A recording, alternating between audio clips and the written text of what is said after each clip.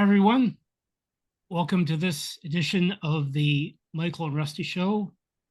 This is being recorded on September 13th of 2023. Hi, Michael. How are you doing? Hey, Uncle Russ, I'm doing okay. How are you doing? I'm fine, thanks. Tonight, we're going to talk about the situation with the Brantford Bulldogs, the junior team, of course, in the OHL that has moved from Hamilton to Brantford for the next 3 seasons. And first thing I want to ask Michael is, given your recent hiring at the Brant Beacon to cover the team, talk to us about that position and what you're going to be doing with Brant Beacon.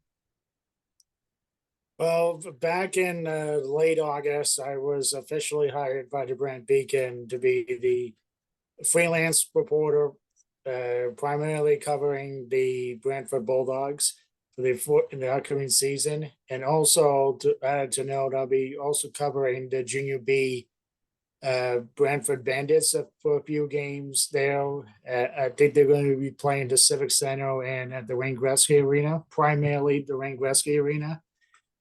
For the Bandits, the GOJHL. So it's going to be very fun. It's a long time coming for me. It's a dream of mine to cover a hockey team or a sports team in general, and I'm finally going to get a chance to do it. But I obviously gotta prove myself and see if I get a more permanent position down the road. But work has have to be taken care of first. Okay. Tell us a bit about the Brant Beacon, like what's its reach? The Brant Beacon is a more of a secondary newspaper chain that is growing right now for Brantford and the Brant region primarily, but there's also have a reach in the Hamilton area as well. You can subscribe for free at the Brant Beacon newspaper site. It's an up and coming website. It's run by CHCH, company that's Channel Zero. The news director of CHCH is the heads up for the Brant Beacon, and yeah, it's a growing news outlet, and I think with the Brantford Bulldogs coverage, I think it's going to help them reach a photo reach outside of the Hamilton, Brantford, and the Brant region, and also given the fact that the Brant Beacon has already tested the waters of covering a sports team in Brantford, as they covered the Red Sox this past season. The Brantford Red Sox are the Intercounty Baseball League. So for those of you who don't know, the Intercounty Baseball League, it is it's a semi-pro league, to be fair, and they have like the New York Yankees of the Intercounty Baseball League. They have won 15 championships, but they haven't been back to the play deep in the playoffs since the last title won about 5 years ago, I think. So yeah, the Brant Beacon is a growing news chain, and I'm looking forward to, excuse the noise of the background of my dog is barking, because my brother is coming back in a moment now. So yeah, to the point of the Brant Beacon, it reaches the Brant region and the city of Brantford and the surrounding area, including like Cambridge and Kitchener and as east as Hamilton. When you look at the opportunity you have, will you be covering a lot of games in Brantford? Is that your primary focus? The intent is to cover as many as 20 games right now. And given with my schedule of my other work, I can for the first couple of months, I should reached halfway the target, because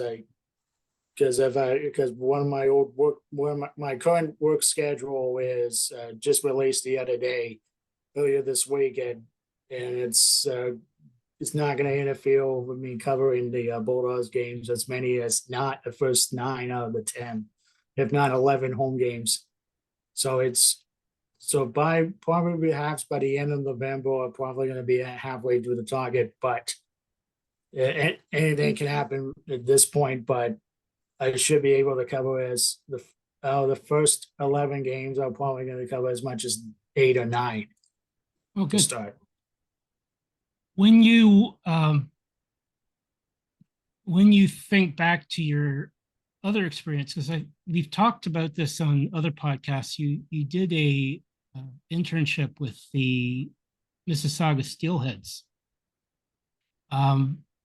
Just give the viewers a brief recap of that, and how do you see that transferring to your current task? Like in terms of my work and from the Yeah, how it translates. yeah.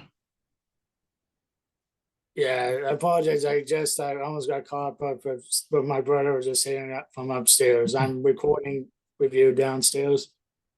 To answer the question, it helps me a lot with the experience that I had with the Steelheads, and also did my other internship for the journalism program with the Hockey News, and learning how to properly write in the proper hockey grammar is very important, because there's a lot of jumbles or whatever they call it, Yeah.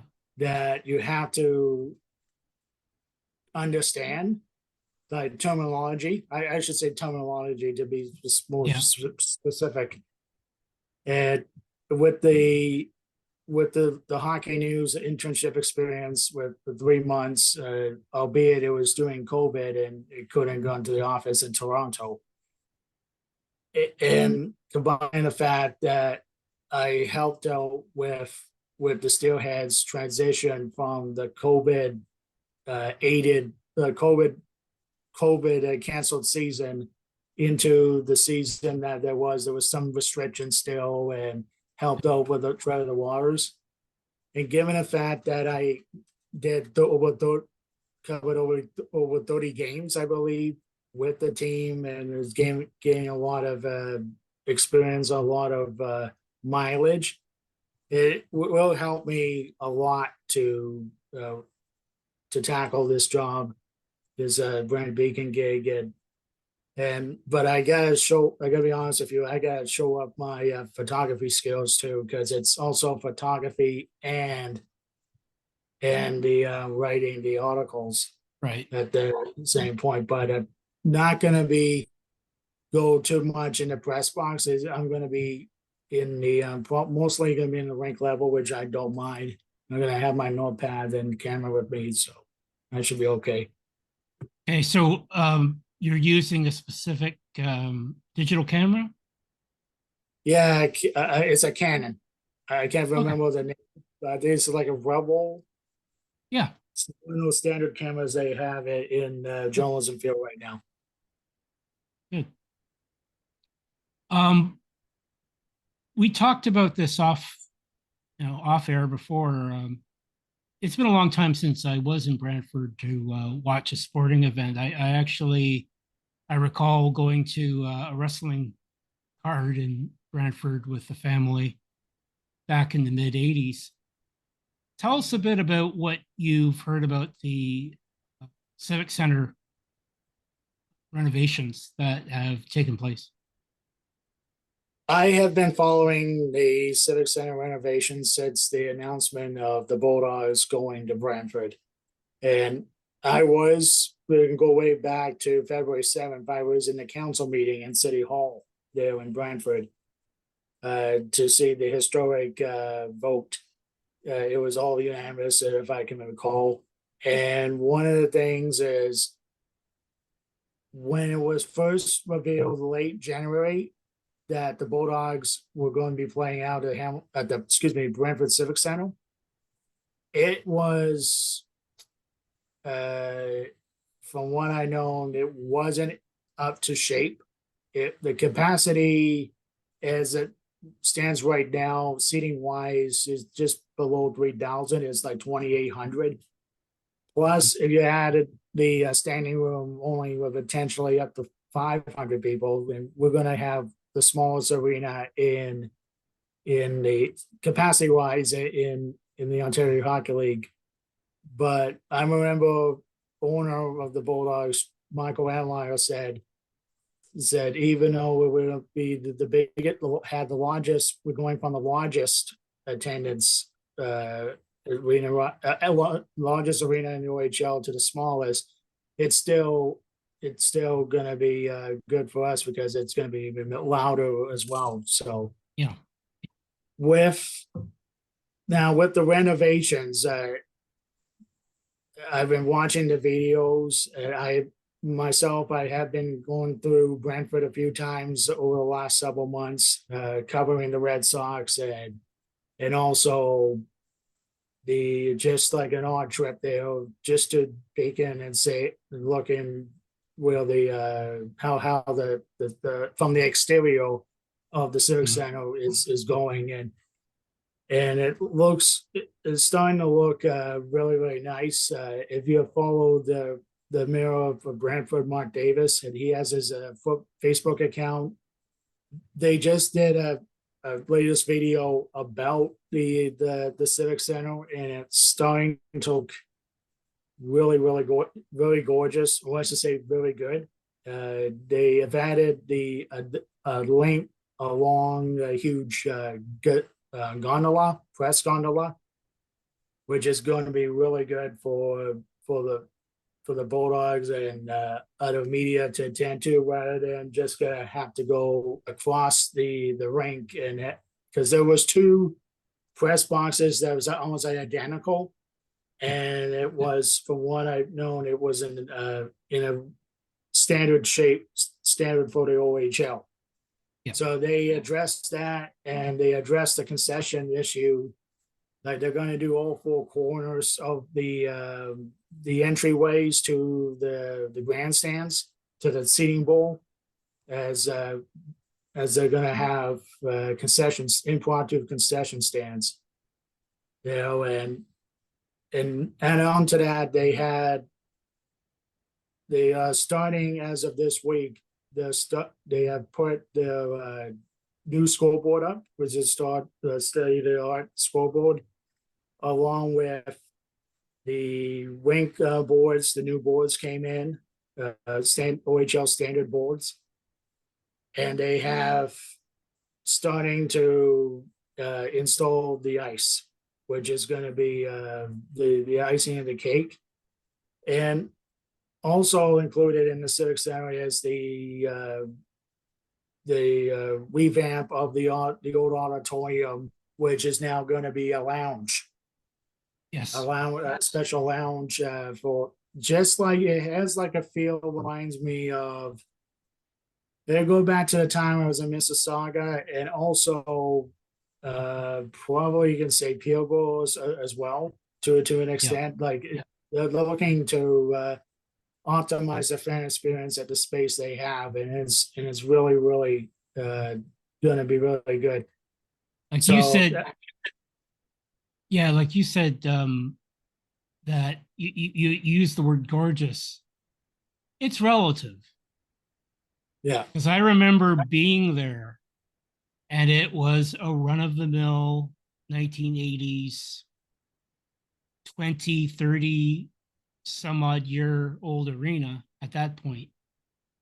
And just by watching the video that is available on YouTube, on the Brantford Bulldogs account, you can see that they've really put a lot of time and effort in planning this, because there isn't a lot of space in the arena, but you can really tell that they're trying to maximize what they can do with it.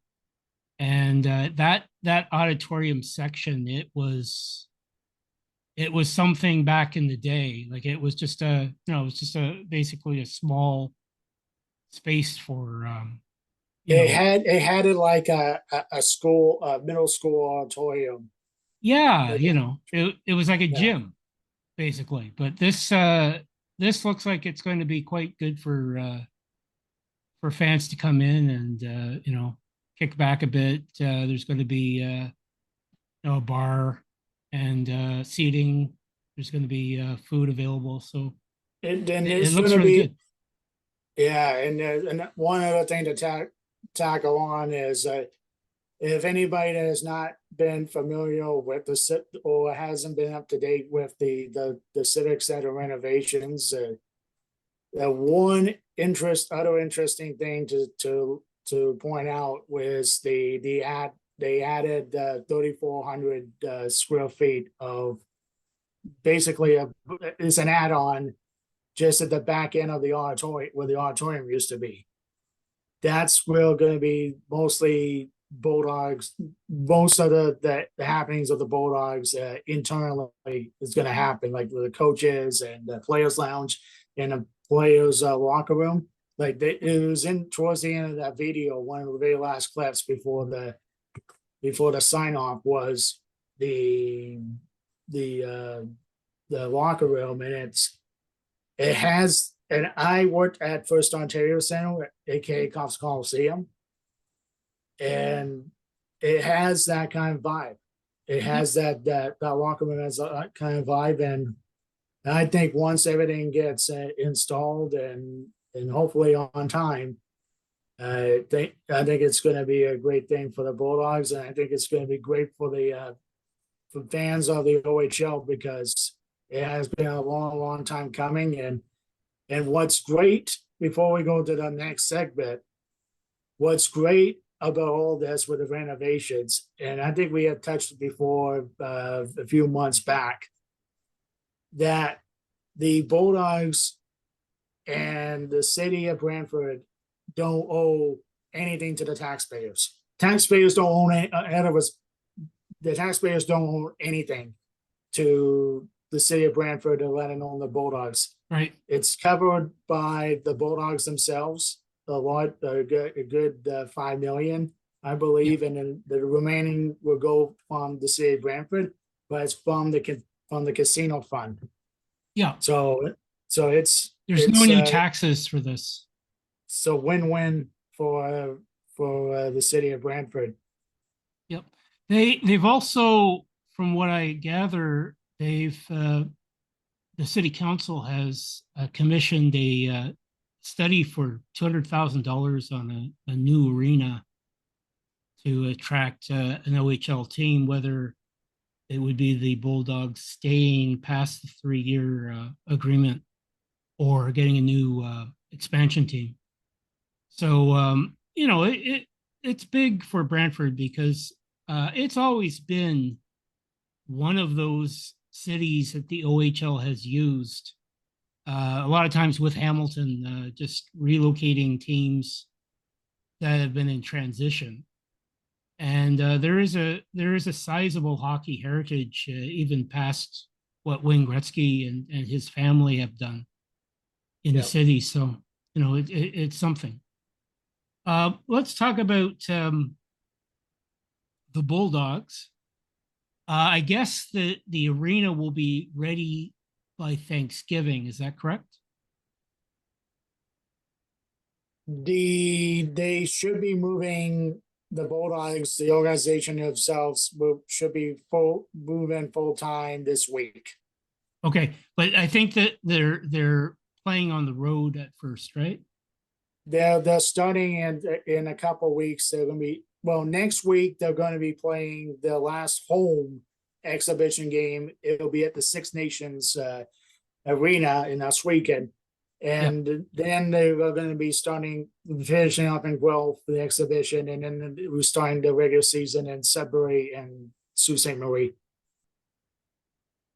So let's talk about the roster and your thoughts about the upcoming season for the Bulldogs from what you've seen thus far. there's one thing that I think is very prevalent about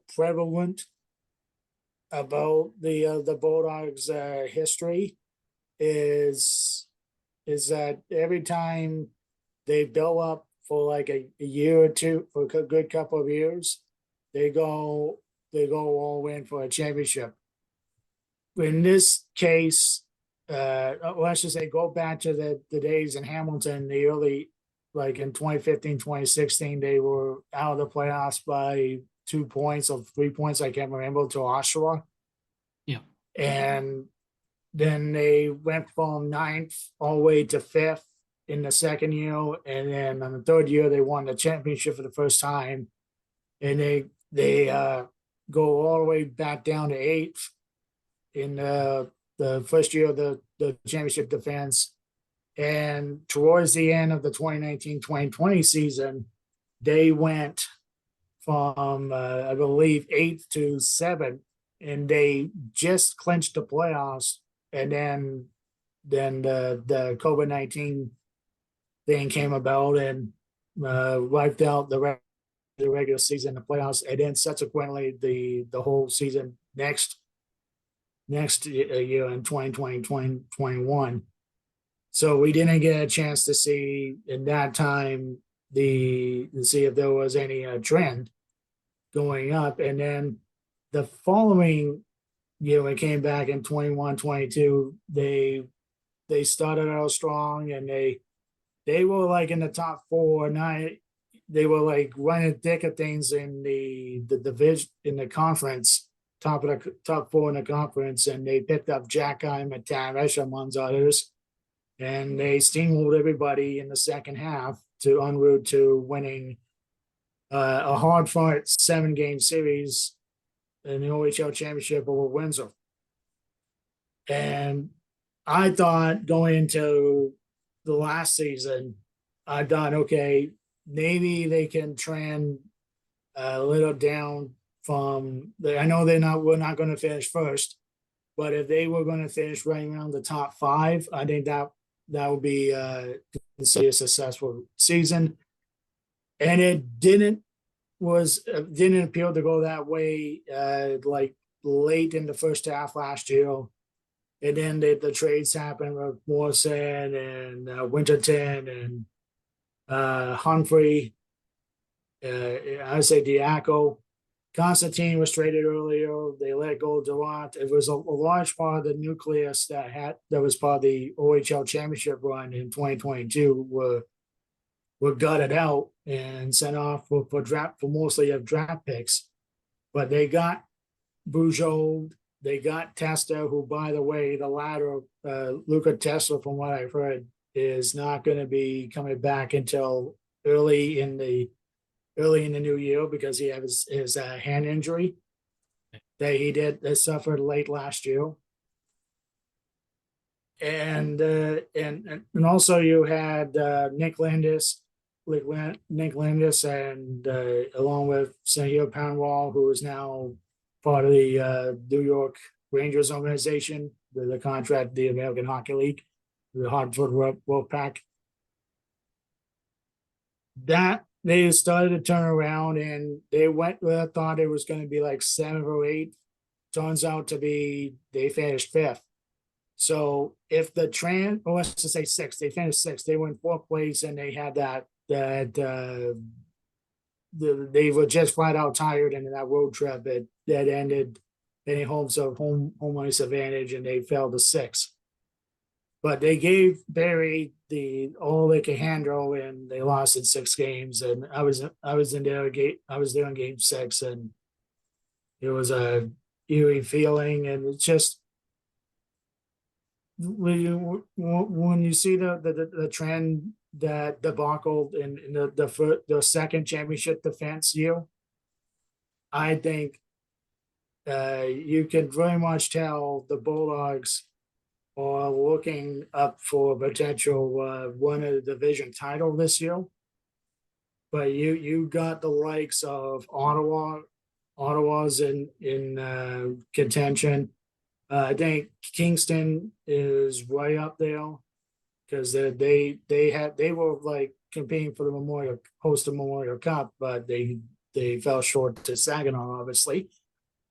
But Ottawa did not sell very much in the trade deadline or last season, and that was the key because now bunch of the core they had in the big one last year that was halted to Peterborough in that second. They were bounced down the second round. They have more motivation now to retake the conference, the number one seed in the conference and land on the OHL title. But for Brantford, stranger things happen. You look in the roster wise, I should say Lawdis, excuse my misspelling, Nick Lawdis. I think he's going to have a record-breaking season.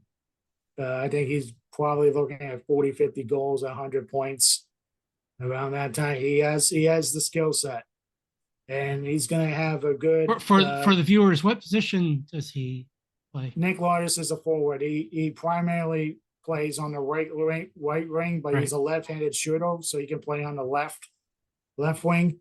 But he's going to be the go-to guy for scoring this year. But you got complementary pieces around with Patrick Thomas, whose likelihood is going to be playing in the center to start the season. He did play on the left wing, like for most of the second half last year because Senhil Panwal patrolled the center, and Lawdis, as I mentioned, was on the right side on the top line with Thomas. And Thomas is like more of a giver than a scorer, so he's a really good playmaker. From what I've heard from fans and also from my time seeing the Bulldogs training camp at Brantford at the Wayne Gretzky complex, albeit it was only one day. It was the black and gold scrimmage. Merrick Van Acker has been putting on a show, a training camp, developmental camp, I believe, as well. And is he a young player? Yeah, he's a young player. He's a native of Delhi, Ontario, but he has played in Brantford mile hockey before he went to got drafted by the Bulldogs before last season. He's a first rounder. He's a forward? Yeah, he's a forward. He's a first rounder. And he's been much improved since his rookie year last year at the 16-year-old. So he's got a little year on the belt, and he's going to be a stud. The other players I can see that I think is going to be really good for the Bulldogs this year is Jacob Ryan, who is a eighth. I believe he was an eighth selection, the first round selection of Brantford of this past priority selection. Right. OHL priority selection, which is like the entry draft. For those of you who don't know, this is like the entry draft of the OHL. He's a natural center like Thomas, Patrick Thomas, but the thing is he can play on the wing as well. And he's expected to get a lot of playing time. Like he's one of the more OHL ready players in the draft class. So he's just won the OHL Cup this past spring too, with the Toronto Junior Canadians, I believe. So yeah, he has that kind of pedigree that I think he's going to be a franchise player in the coming years ahead. But I think he's going to be at best this year will be a second or third line. And you got Cole Brown, Nelson. I believe it. I can't remember the first name. Nelson. You have Cole Brown, Florian Jacki, who could very well be.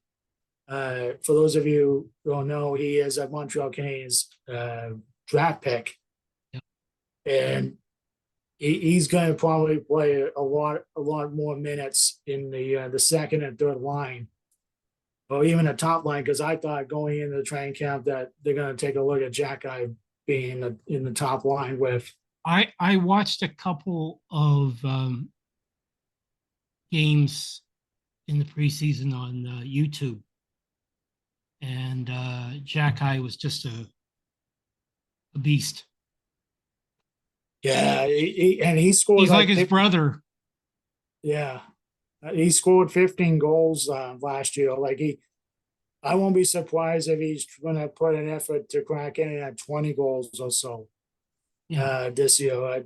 The sky's the limit for Jack Eye. And Vaneco, speaking of Vaneco, this is his draft year as well. So I think he will get a good 15, 20 goals as well. Cole Brown, Nelson is another name to think of. And then the defense, you got Chanelski, who's going to take another step up. Noah Roberts, the son of Gary Roberts. Okay. Callum Chanelski, like I said, Jordan Donovan, who is the son of Sean Donovan or Shane Donovan. He used to play with the Senators. Yes. Years ago. And you got Cedricson Okitandu, you got Noah Van Leet, who has been a seasoned veteran already. And he's like 17, 18 now, like 18 years old now. Yeah. And he's like the guy with the most experience on the team, I think, right? Yeah, because he had in the championship in 21-22 championship run, he was a rookie, and he gained a lot of meaningful reps in the postseason. Yes. When you pair up the likes of at one point it was Colton Camera, and then you had Albert Jack Eye, Nathan Stales. I mean, it was I would say Albert Jack Eye again, and Nathan Stales at amongst others. I can't remember off by heart the other ones. I've joined Donovan. Didn't have a whole lot of experience, but towards the end, like the Memorial Cup, he got more experience as Camera went down in the championship, the OHL championship series. But yeah, it's just the one thing about the defense, the Bulldogs, is that the Bulldogs learned a lesson from the first championship run. Because if you may recall, in 2018, 2019, the defense that they had going in was like rookie defense, mostly rookie defense. They were expecting Benjamin Gleason coming back, but that didn't materialize. He stuck around with the Stars organization. I think he still is today. But yeah, I think so. But there was a heavy dosage of overagers and also like going out of the first championship, and then came back, and that really didn't sit well for Nick Donofrio and Zachary Roy at the time, and they didn't perform to the best ability every given night, and I guess my guess is good as mine. Like I said, the Bulldogs learned a lesson. They protected their young defensive core, gave them a lot of meaningful minutes last year. And now you should expect to see the growth of Chanelski and the continuing development of Donovan and Van Leet and Lucas Moore. And yeah, that's going to be probably your good 5 defensemen. There's going to be as much as 7 or 8 in total that's going to probably make the team. Chen, number 72, he's getting a lot of reps in the second line and the first second pairing and the first pairing. Yeah, I think he's pretty much a lock in the team. And I just saw the Hamilton Kilty Bees roster. They had their season roster set. Joshua Avery, who I do like as well. He's a centerman. He was selected in the early rounds, and he is going to be part of the Kilty Bees to start the year. He played 2 exhibition games. He had a really good developmental camp in Ancaster back in the spring, and it translated to training camp, the main training camp. And he, like I say, he played the first 2 games in Erie, but in preseason. But now he's now going to be part of the everyday roster of the Kilty Bees as they look to defend their Sutherland Cup. And for those of you quickly about the Kilty Bees, the case of anybody forgetting, that the Kilty Bees are an affiliate of the Brantford Bulldogs. They are still, even though even though the Bulldogs are in Brantford now, they're still have affiliation agreement with the Kilty Bees. So anytime in case there was a person injured or they need seasoning in during the season, they have the right to call up any player that is on the roster that is signed with a standard players agreement. I know it's a different term now in the OHL. I can't remember what it is, but it's called now, but it used to be called standard players agreement. So right now it's, you can call up Gabriel Longo or Van Raleigh, who is also an early round selectee in this past draft early selection, and Avery as well. So I just think the Bulldogs from a defensive standpoint is really good. I think from the forward standpoint, they shows a lot of promise. Goaltending, it's going to have to be sold out. They still have 3 goaltenders right now. And in terms of overagers, they only have 2, which is the healthiest overage turnover from last season to this season in the history of the Bulldogs, because usually you have 5 or 6 overagers that qualified for the following season. This time around, it's only 2. Honor Gronishnikov, who was supposed to be going to be an 08 this season, is going to be playing regularly in the AHL because he's in a playoff contract with the Stars organization. So the 2 overagers is Mateo Drobak and I believe is Lawson Shirk, who's likely who's going to be the captain this year, based on the experience I've seen from Shirk. Who do you see as the starter? Who is the goaltending?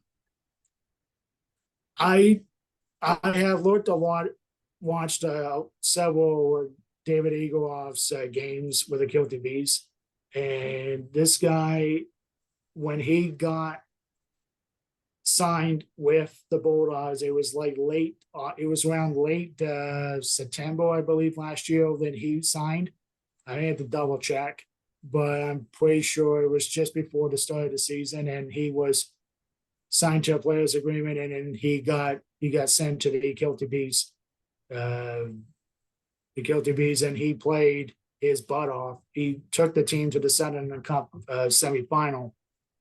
And if it had not been for a burnout in the 3rd period against Leamington, the Leamington Flyers, who are now part of the OJHL, the Kilty Bees would have been, I think, could have been very, very much considered to be the Sutherland Cup champions, which is like the Stanley Cup of the GOJHL. But I think Egeloff is not going to be spending time in the bench. I can't see him spending quite a bit of time. They're going to be like the Caden Fulcher situation. This is going to be a little bit like that. I just think. Is he a big guy? I can't remember. Yeah. I had to double check. I think he's about 6 foot-ish. Yeah. But he's going to be wearing number 88. and he's considered to be one of the top goaltenders in Ontario. And Like the junior, when I watched the game he was playing, and he I didn't think he was like overly big, but he's still growing, I would imagine, a bit, right? he's only 60. I think he's only 16, 17. Yeah, I mean, you know, but he's got great reflexes. He's really Yeah, good. if he can prove the rebound control, Yeah, I think he's got a realistic shot of being number one. But I would not be surprised if either Drobak or Melbourne will either A, be traded, or yeah, B, one of them will get the start the season in Sudbury and the Sioux. To start the season for the Bulldogs, because yeah, you don't want to rush Eagle off to a point and say you must start this amount of games or start amount of that. You just right. gonna have to be going with the flow with Eagle off in the right way, rather than just throwing him into the wolves. Well, But the goal, he's a development guy. he is a development guy, considering the core the Bulldogs have in goaltending right now. But as I just said a moment ago, I really think the Bulldogs are going to make a trade. Be like what happened with Constantine last year. Yeah. Constantine, the goaltending room last year, I believe, was Melbourne, Drobak, in no particular order, Melbourne, Drobak, and Constantini. Constantini was an overager. He got traded within the first couple of weeks, after 2 weeks of the season, Right. to Kitchener, and he played reasonably well, and stunned Windsor in the first round. They Yeah. swept them. And Drobak and Melbourne had their good games, but they had a quite a number of very tough outings. But with another year ahead, I just think it will be illogical to have both Melbourne and Drobak in the same bench, because you cannot have Eagle off writing in street clothes, wearing street clothes, and just ride the bench for the first 3 months of the season, and then depending on how things will go with the Bulldogs, because I can see if they are in the top 5, top 4, they're gonna make some few key moves to bolster a playoff run, perhaps. Yeah. But they gotta address the goaltending situation, because right now it's illogical to, like I said, have Eagle off. It's not like the pros, because your part of your mandate is to develop players, Yeah, and there is some pressure also from agents, and just like, especially if you also have players that are the property of another team, so you have to balance those things. But yeah, I mean, you can't have three people in that rotation, because you're trying to develop a player, and ideally you want to have a guy that you can depend on in the playoffs. And if you have a younger goalie, I mean, you have to fit him in at some point. So yeah, it's protecting him to do what you're suggesting, and I think it's a good idea. yeah, but given with what Eagle off did with the Guilty Bees, I just Yeah, can't see Eagle off be playing any less than 20 games. I right. think because you gotta elevate Eagle off status in the draft, with the draft year coming up next year or so. I think Yeah, that's, and you gotta give give Eagle off the keys at some point during the season if you want to see how he goes. Like, I remember when Keenan Fulcher came from Sonia. The goaltender, they traded away, the Bulldogs traded away their top goaltender in Charlie Graham. And when I started watching Fulcher towards the end of the season, I knew that he had a really good chance to be a starter next year, but they didn't push him all the time. They gave the reins to Connor Hicks. And we all remember the next year, I remember Fulcher was supposed to be I lost the word here. He was the placeholder until Hicks came back from Detroit.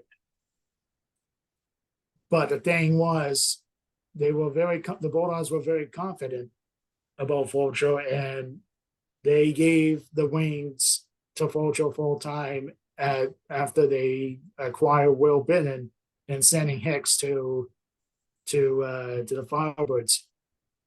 That was just one of the big trades to have the Bulldogs get for the championship one in 2017, 2018. But this has Kane Fulcher vibes. David Eagleoff. He kind of has that mystique, the same mystique as Kane Fulcher has.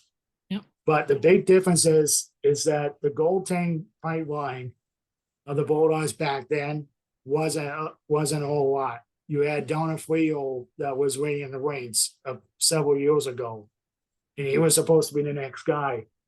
But Fulcher did really well. They didn't really need Donna Friel until the next year. In 17-18, it's just the goaltending system now, pipeline has been really, really good. They have done a lot better control. But I think, like I said, I think it's going to be either Mount Borford or Trollback that's going to be the starting goaltender going forward to start the year, and then Eagleoff is going to be easing into the phase, just like what Fulcher did in the first year. Who do you think is the favorite to win the entire championship in the OHL? I can see from what I'm hearing is Sudbury is going all in, and that says something because since I first watching the OHL regularly back in 2015, they have been always near the bottom, but they have had such a good pipeline going on right now with their crop. Barry, and I'm talking about from the East, the two teams in the East. I can see Sudbury and Barry going at it. Mississauga's another year around ahead, from the year to a year from now, they're going to be contenders. So Barry and Sudbury is the two. Ottawa is not far behind. If Brantford has a really good start, I could see them and as a top 5 Eastern Conference team, but it's likely going to be coming down to the final weekend with because remember back in early March, they got the last 10 games. I believe it's 7 of them is at home, and the final final weekend of the regular season, they're going to be in Ottawa and Kingston, and that could be going for the division title. And the division title gives you a top 2 seed guaranteed in the conference playoffs. So it'd be best. It's a bye, right? Not the bye, but as a home ice advantage. Oh, okay. Like in the first round, at least, unless you finish in the first seed, then that's thing. But I can see right now Sudbury and or Barry in the east. The west, I didn't follow very close much to it. I could see London pulling off again, trying to pull off. Windsor's They're gonna, always in the mix.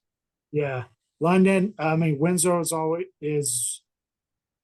London's gonna, Windsor's gonna take a little bit of a back door. Kitchener is not too far behind, but I'm just going to go out of random. And I think it's London in the west and either Sudbury or Barry in the east. Um,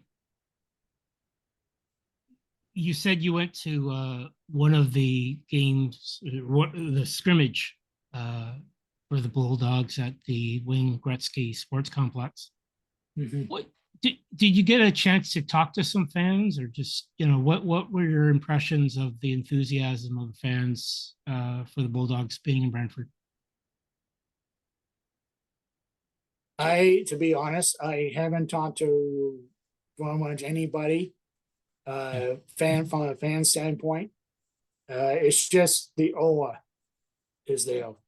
I went to the Red Sox, a few Red Sox games as a fan, and covering a couple of games in the summer. It's just I just wanted the reason why I went to the Honor Anderson Stadium in Brantford a few times is just to get a taste of what the sporting landscape is in Brantford.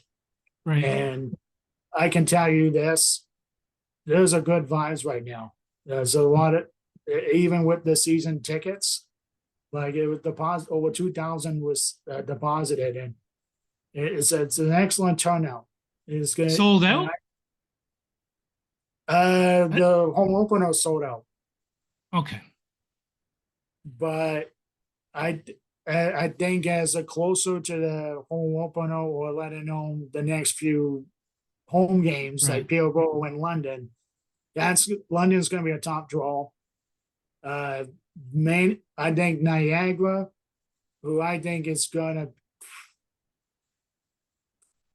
fizzle out, but I think a lot of locals like Ryan Rubrick,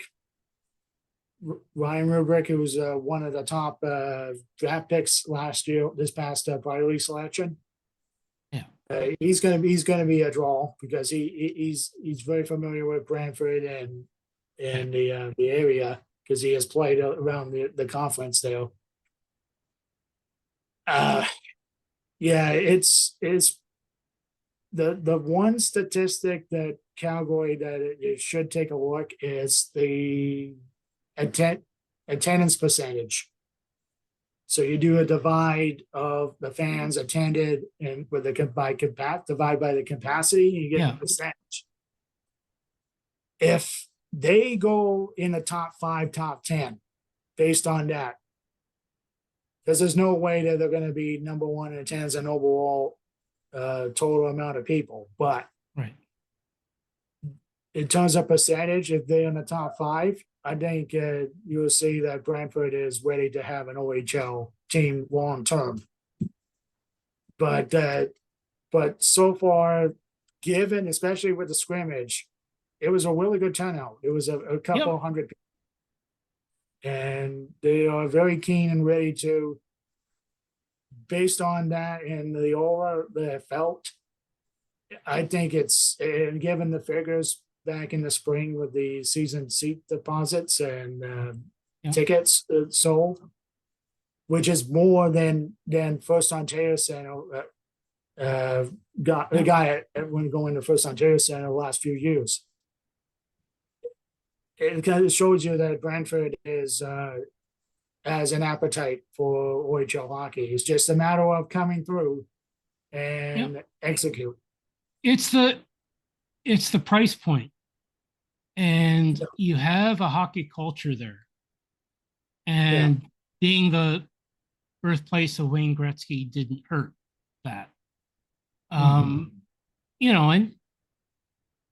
it's one of those cities in Ontario that I've always thought, it's just, it's not dissimilar to what Hamilton's had in terms of its arena struggles historically, before COPS was built.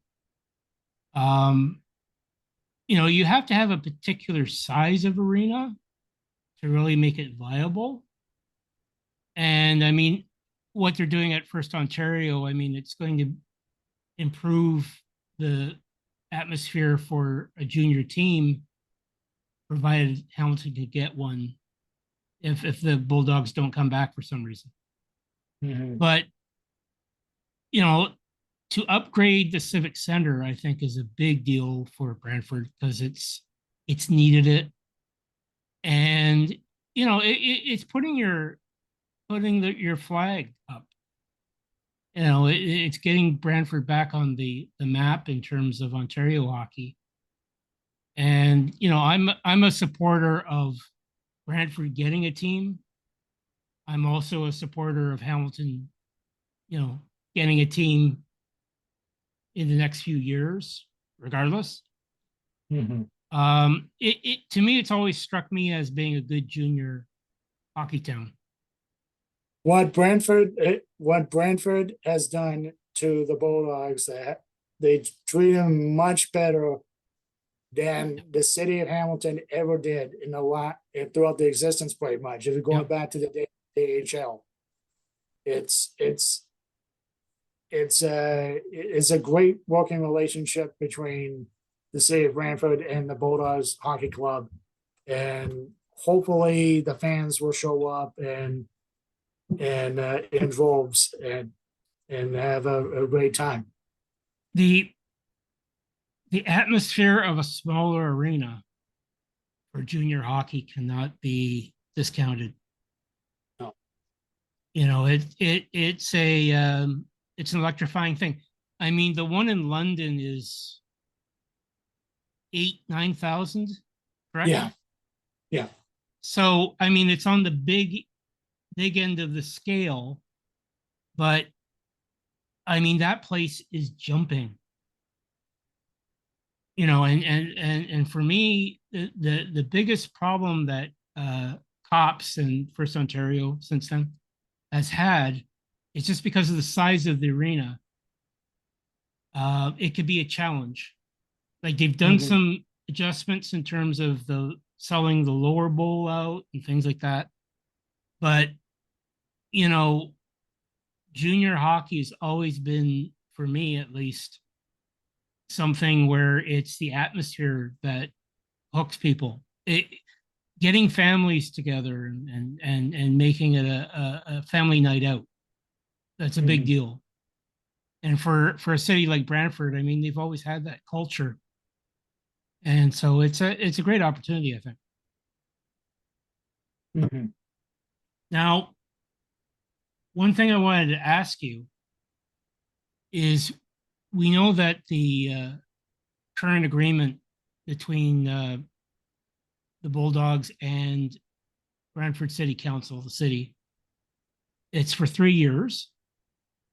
And then there's 3 1-year option Yeah. years because of there could be a delay in the completion of the renovations in Hamilton. Um, if you were a betting man right at this point, and you've talked about the atmosphere between the team and the city thus far, what as a percentage would you say is a chance that the Bulldogs, all things being equal, having decent seasons on the ice, good attendance, what do you think the chances are that the Bulldogs may actually decide to stay in Brantford? After the 3 years are done, Yeah. if they, like you said, it'll come down to the team performance and the no the turnout. If the turnout, go back to the last segment about attendance percentage. If Yeah. they happen to be anywhere between the top 5 or even top 10, the launch, there's a really good chance after 3 years of consistency that the Bulldogs will stay in Brantford. I think percentage-wise as of right now, just based on the response, I think it's like 70%. Okay. That being said, would you agree with me that the OHL will probably expand to Hamilton?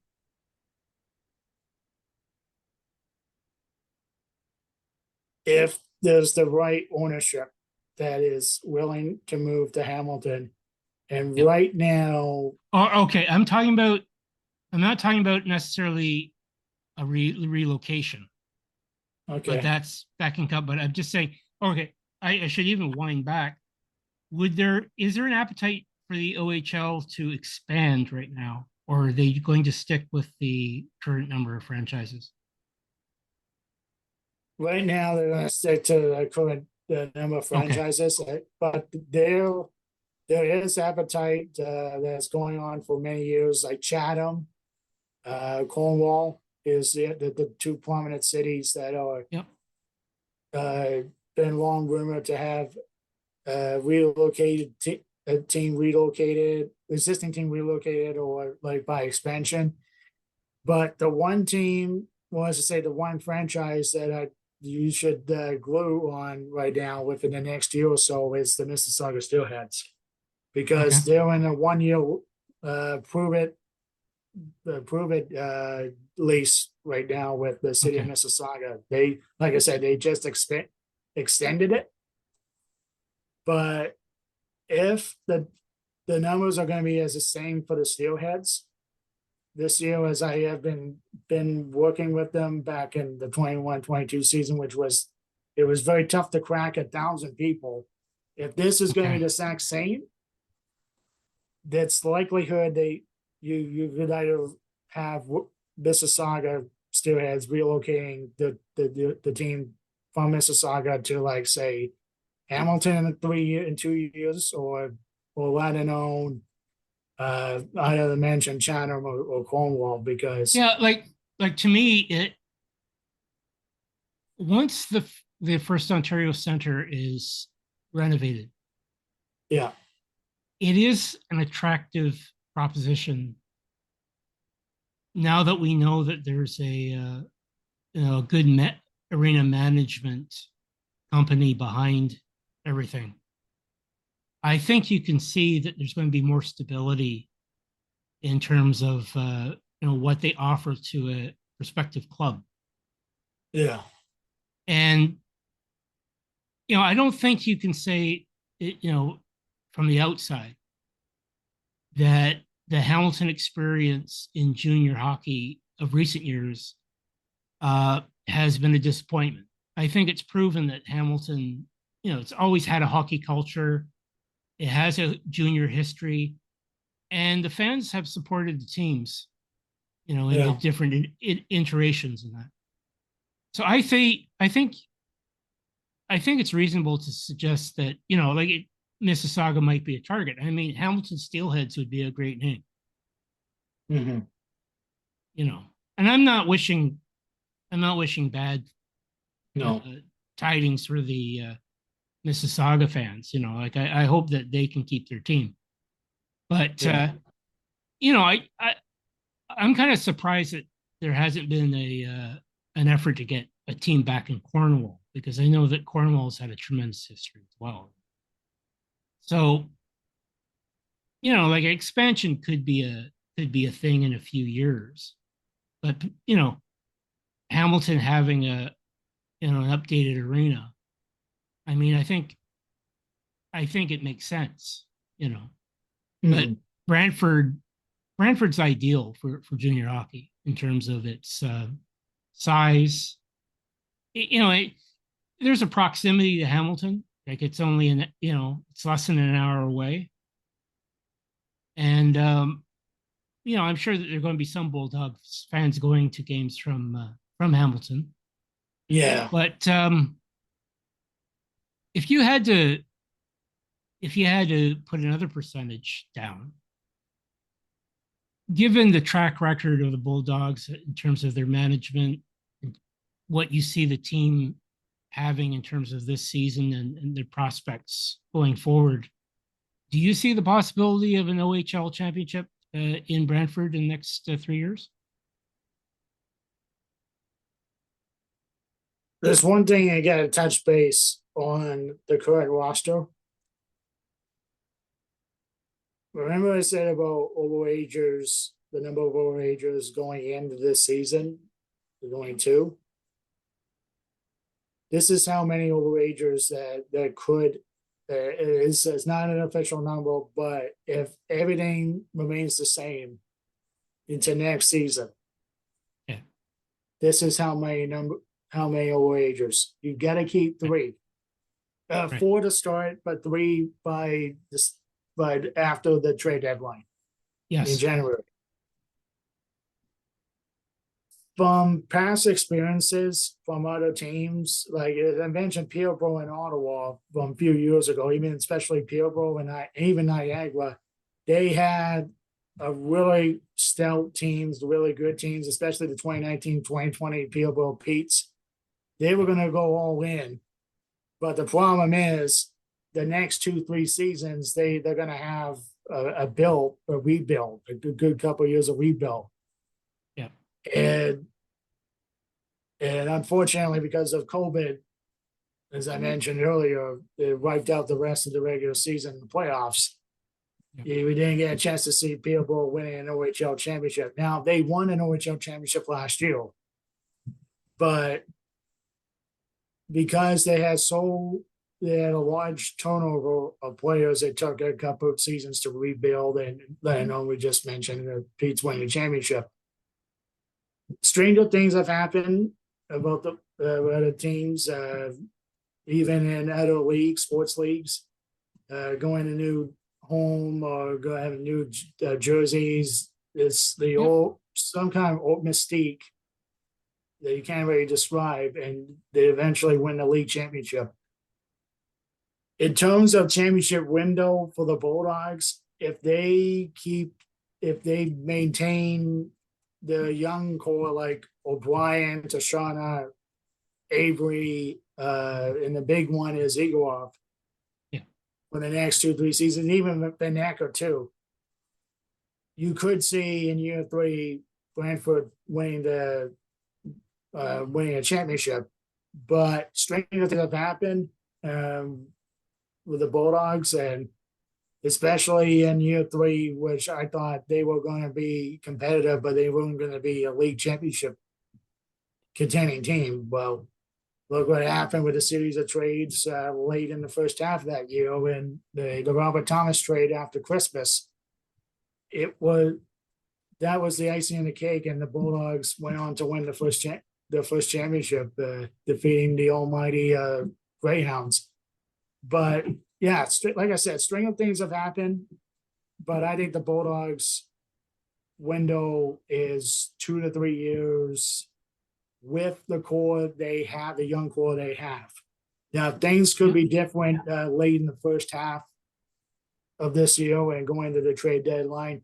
The draft cupboards, especially the second, third, and fourth round picks over the next few years, has been largely recovered after the 21-22 championship one, that they had to empty most of it. But so wait and see this year, like the first half. If things go really well, then you can see a potential championship run if they are in the top 4, top 5.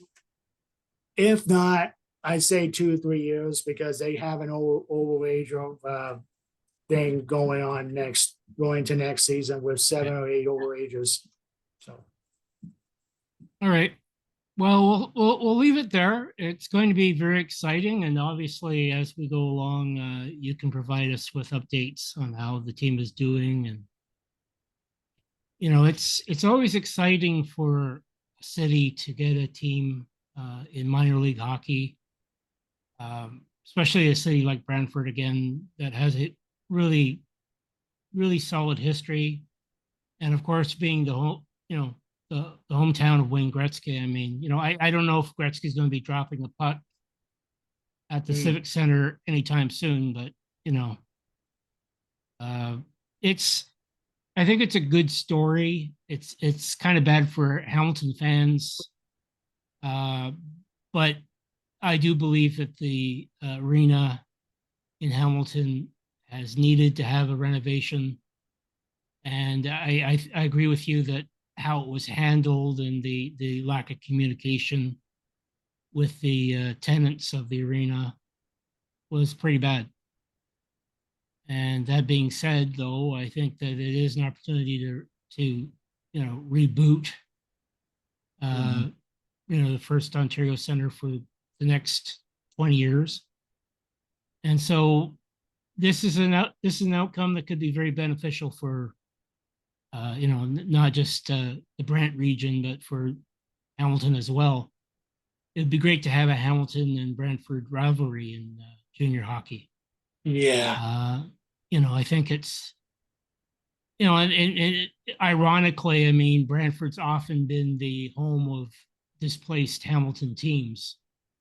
Yeah. So it would be nice to establish that, because it's a I don't want to exaggerate. It's not Hamilton, Toronto in terms of football, but the two cities, two towns in proximity to each other.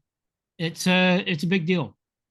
And anything that can get junior hockey solidified in Brantford and in Hamilton in the next number of years, it'll be great. So thanks for your insight, Michael. I really appreciate it. Just one other thing is important to touch base. I just remember in my head. Okay. It's last Thursday, I think it was late last week around this time, since we were recording on a Wednesday night. Late last week, the Brantford City Council, like, they had a community of the whole meeting, as in WHOLE. They had a special meeting, and they were talking about the arena, not the Civic Center, but it's something to do with the Bulldogs. A new one.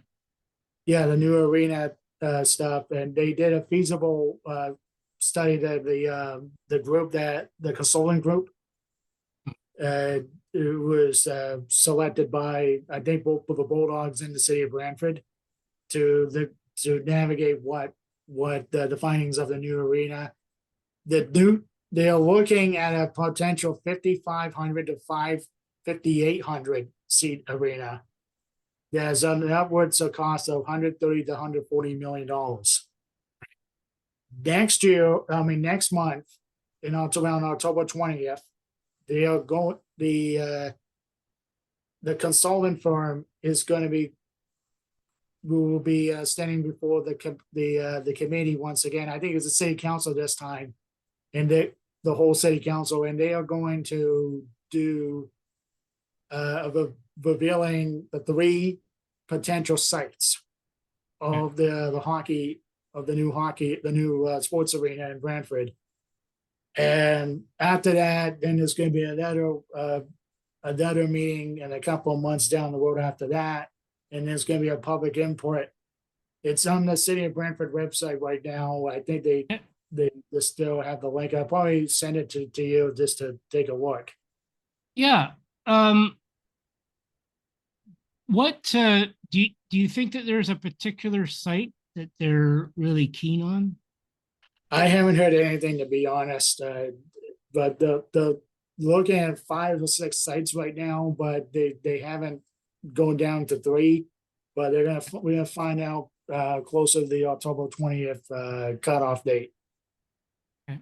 Well, we can revisit this on a future pod, because definitely, I mean, it's that's a tremendous investment, and like, I know that they have the Wayne Gretzky Sports Complex, they have the updates to the current Civic Center, but they can get a 5,000 to 6,000 seat arena in Brantford. I mean, that I just by my recollection of hockey history, it's always been a town that the issue was ownership a lot. Yeah. And as long as you have Adelauer in charge of the Bulldogs, or a similar owner in the future, uh, if they can get stable ownership, there's no reason why it can't work. Okay. Yeah. And like Chatham, when you mentioned Chatham, that intrigues me because I've never heard them in the loop in terms They of were potential supposed to get cities. a the truth is, they were supposed to get an arena many years ago. Yes, I And remember that. the Hunter brothers, I think, were the ones that were trying to lure Yeah. the OHL to Chatham, but it didn't work. Since that they bought the Knights. Yep. That's from what I've heard. I mean, Sarnia, London, and Chatham. It's like World War III. Windsor had two. Oh, sure. Yeah, even more Chatham and Windsor, I would imagine. Like it's great. Yeah. And They got an IPO in the county baseball league coming up next year. oh, Chatham, the Barnstormers. okay. But these are good. These are good tidings if they can actually pull that off. This is why I don't. I suppose that the American teams in the OHL have done pretty well overall. Like they've survived, But if there's going to be any relocation, those are cities that I think are prime. Yeah. I'm just like I'm an old timer. I remember the Royals in Cornwall. So that would be great to see. So if they can get a Yeah. few more teams in the OHL, that would be great.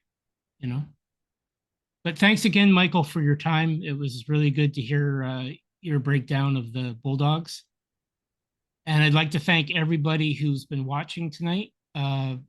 It was quite a lengthy breakdown. Very important, though, just to get a sense of what's happening in Brantford and what we can expect in junior hockey, at least in the coming months. And so we'll leave it there. If you enjoyed tonight's show, please like and subscribe. And we'll see you again very soon with more on the NFL season and the CFL as it continues. And we'll see you soon. Bye now.